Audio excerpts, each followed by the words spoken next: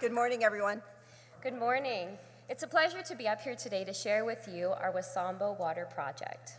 Today we're going to get to share with you how a small club like ours got connected to Malawi, Africa, how our project came to be based on the need in the community, how we raised the money, and what we've learned along the way. So our club became connected to a tiny, landlocked country in sub-Saharan Africa. Malawi is one of the poorest countries in the world, but despite that, it's affectionately known as the warm heart of Africa because of the kindness of its people. Our connection with Malawi all started from a woman named Laura Lamarzi Klein. Laura is a resident of LaSalle, Ontario, and she's been in Malawi both professionally and personally over several years. Through her connections and her partnerships, Laura made a contact with Matt Maroon, who is a gentleman who is the founder of Determined to Develop and the Wasambo Boys High School. Although our connection started with Laura, our true involvement in Malawi actually started with our very own Interact Club of LaSalle. They were so inspired by the work done with Matt in the Wasambo Boys High School, but they said, what about the girls? So they picked a pillar of his organization, the Girls Empowerment Program. And what they did is they were able to create a microfinancing opportunity for these young girls. They purchased chickens and helped them sell these chickens in order to offset the costs of their school fees.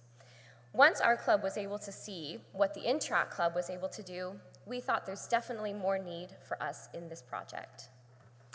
So what do you do when you hear about need and you want to really understand it? You go there in person and you find out. And while we were there, we met Abby Marnell, who is an inaugural head teacher of the Wasambo Boys School. And she spoke to the praises of the accomplishments of these young men. They were not only the top tier in Malawi, but they were also starting to get into roles where they can really affect change in their small country. So we met with lots of people. We met with the teachers. We met with the members of the Determined to Develop. We met with the elders. We met with the members of the Rotary Club of Mazuzu. We went to do site visits, and we also learned about other water projects and the challenges of doing water projects in this particular community that is 1,800 meters above lake level. And the resounding thing that we found was that water was the gateway to improving so many things. There were a lot of waterborne illnesses that needed to be addressed. There was limited opportunities for girls, and that great program that they had at the Wasambo School could only increase if they had more water on campus. So we needed to create a sustainable, centrally located, good quality water system. And when we did crunch the numbers, it came out to $285,000 US to do that project. It was a big, big number. But we had people who've inspired us. We've had others like Rick in Tanzania and all the work done in Ghana. And so we said we can do it too. And we pared it down to a $64 question. If you ask someone, would you give $64 knowing that you can change the trajectory of someone's life? Will you give $64? And no one said no. So you can see here that we had a total of 13 clubs, including 2 Interact clubs. We had 6 districts that are from all over the world, and we had other sources of funding, like our own 6400 Water Fund started by Jen Jones and Nick Krajicic, WASREG, the Howie Foundation, and also we tapped on the door of the Government of Canada, and we raised that $285,000 because of people like you. So thank you so much.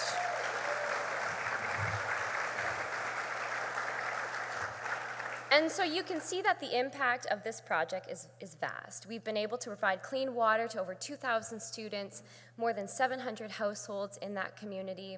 We've improved the hygiene and provided education through WASH training to reduce the waterborne illnesses. And we've ultimately reduced that burden that falls on women and children when it comes to water collection.